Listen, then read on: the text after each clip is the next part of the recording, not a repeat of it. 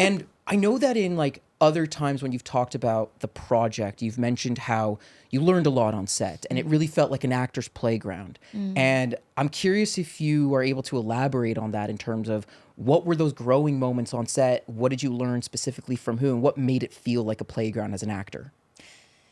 I mean, it's always such a gift when you have a collaborative team. It's not always the case, but a lot of the time, the director, if they can work well with actors, they give you like a take for you and then a take for production and then just for fun. You know, at the end, they always go, okay, guys, let's do one more just for fun. Yes. And I obviously, like a cliche, always make the joke, like, we get to have fun here. But I really do take advantage of that. I take advantage when I'm being given the freedom to play. And what does that mean for me is if it's not something that's obviously in the script, but it's something that I've either explored on my own or I draw back to theater school. You know, back in the day, I remember in classes or training where they're like, okay, now do it. Like, you really have to pee. Or like, do it, but like you have 2 minutes to leave. You know, like they just give you a bit of like an incentive weird, and the stakes are really high. Yeah, fair enough. And you give yourself a note that just raises the stakes. It makes it less casual and, you know, like you have a secret or like do it, but like at every given moment you want to tell your co-star that you love them, but you can't. So it really does, it just kind of changes the energy and the playfulness of that. It actually does spark your imagination. It allows me as an actor to kind of go deeper into what I'm able to do. And then I'm also testing it to see if I'm comfortable with that. Because one thing is doing it in class and in training, but when you're surrounded by crew and lighting and the director and the producer and maybe someone came to visit. And so you have all this pressure to really not put yourself at the center of it. Your ego gets a little bit like, ooh, I'm being seen. And I think one of the traps in our work is that we think too much about what other people are going to think of it rather than being us. Like, what do I think of it? How do I actually feel about it? And then making it all about my scene partner. Or if it's about me, it's a private moment. That really allowed me to trust being on set. Cool. Which allowed me to be on a seasoned set like The Waterfront. It was my first US project and I was surrounded by people who've been doing this forever. When you just think about it, you could psych yourself out. Do I belong here? Do you get a bit of imposter syndrome? Am I ready?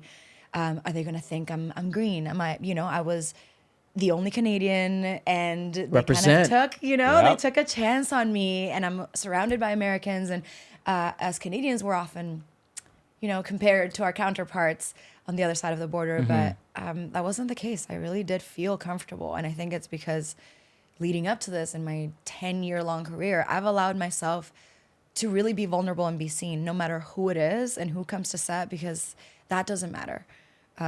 You should be able to walk on set and feel ready to show up with everything you have because you are worthy of that.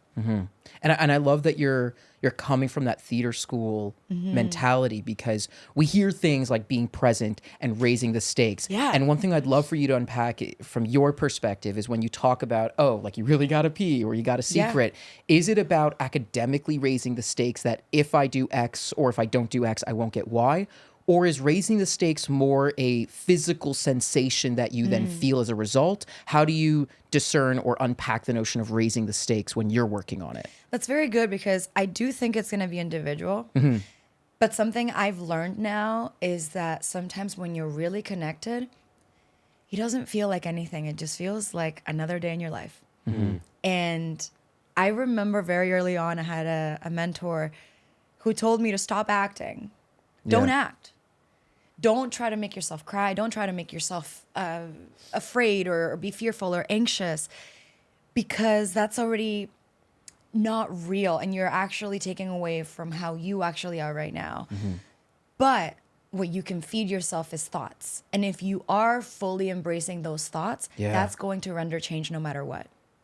I'm sorry, but if I tell myself, imagine if you get a call and it's your parent and she tells you that your sibling has been hurt.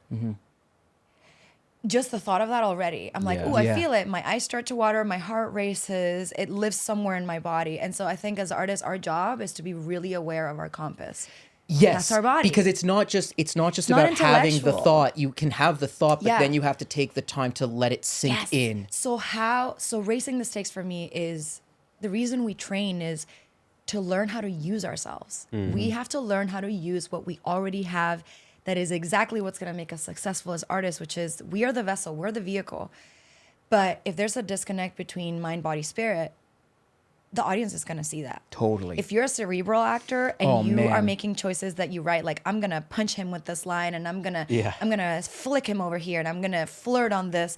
I'm like, that is, you can use it to a certain extent to almost like start the process. But if that's the entire process and it ends there, you're not really being affected by your person, and you're not being affected because you're not letting real things come up. That person might do something that completely takes away your flick or your punch or your flirt. Like, I'm sorry, but now you're probably like... You mean in real I'm time gonna when you're melt. acting In with real someone? time. Yeah. Oh, it's such a gift to really be present. It's scary. Yes. To be Yes, like, it is. I'm not going to plan anything. I'm just going to go with it. I know the words. That's it. But even the words itself aren't what's important. It's relationship. Yeah. It's behavior. And it's that vulnerability that allows you to access your emotions. And that's why I work from instinct. But to work from instinct, you have to get so real with yourself about what you're feeling. And not just at work, but in your real life.